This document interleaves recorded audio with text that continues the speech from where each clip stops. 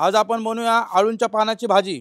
त्यासाठी पाने घेतलेले बघू शकता स्वच्छ धुवून। इथं खोबऱ्याचा किस घेतलेला आहे, बारीक कट करून याला आपण मिक्सर मध्ये याची बारीक पेस्ट बनवणार आहे। शेंगदाणे घेतलेले इथं मी अर्धा किलो, ते शेंगदाणे आपण भिजत टाकू व्यवस्थित, अर्धा तास तरी कमीत कमी शेंगदाणे आपण भिजत टाकू। आणि इथं दही घेतलेले आहे मी।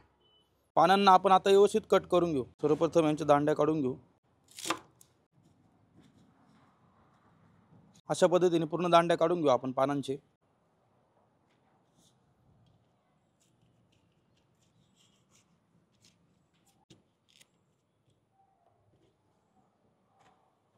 आपले आळूचे पानं व्यवस्थित कट करून झालेले आहे। त्याच्यामध्ये मी दांड्या पण घेतलेले आहे।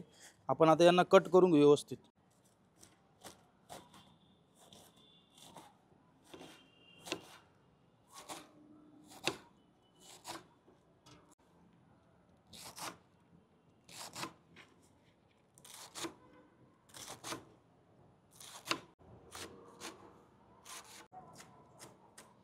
आपले आळूचे पानं कट करून झालेले पूर्ण। तर आपण याला कुकर मध्ये व्यवस्थित बॉईल करून घेऊ। 2 ते शिट्टे घेऊन टाकू आपण। मीठ, हळद, पाणी।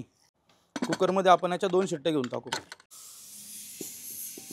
भाजीसाठी तेल, जिरे, बारीक चॉप केलेला लसूण, चॉप केलेला अद्रक, चॉप केलेली बारीक मिरची, चॉप केलेला कांदा। कांदा व्यवस्थित फ्राय करून घेऊ आपण ब्राऊन होईपर्यंत। कांदा आपला ब्राऊन झालेला व्यवस्थित। आपण आता त्यात चॉप केलेले टमाटर घालून घेऊ। टमाटे व्यवस्थित फ्राय करून घेऊ। अद्रक लसूण पेस्ट व्यवस्थित मिक्स करून घेऊ आपण। त्याचा कच्चापणा जावोस्तोवर व्यवस्थित फ्राय करून घेऊ। मीठ, हळद, धना पावडर, काश्मीरी लाल मिर्च पावडर, गरम मसाला, मटन मसाला, किचन किंग मसाला व्यवस्थित मिक्स करून घेऊ।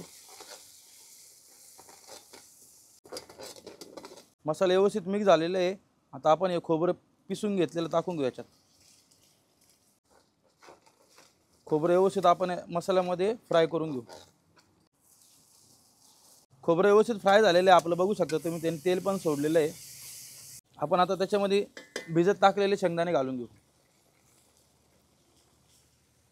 परतून घेऊ व्यवस्थित। दही,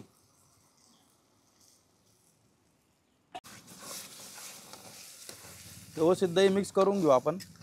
कंटिन्यू आपल्याला पलटा चालवावा लागेल, कारण की दही फुटायला नको म्हणून। तेल सुटोपर्यंत आपण परतून घेऊ। ग्रेव्ही व्यवस्थित फ्राय झालेली बघू शकता तुम्ही। त्याला तेल पण आलंय। आपण आता याच्यामध्ये आळूचे पानं बॉईल करून घेतलेले घालून घेऊ।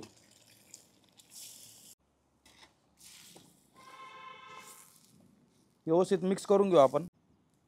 झाकण लावून आपण 10 ते 15 मिनिटं उकळी घेऊन टाकू भाजीला। आपल्याला 10 ते 15 मिनिटं झालेले आहे भाजीला। व्यवस्थित उकळी पण आलेली आहे। छान अशी भाजी आपली शिजलेली आहे। आता आपण याच्यामध्ये गूळ आणि आमसूल घालून घेऊ। आमसूल आणि गूळ व्यवस्थित मिक्स करून घेऊ आपण।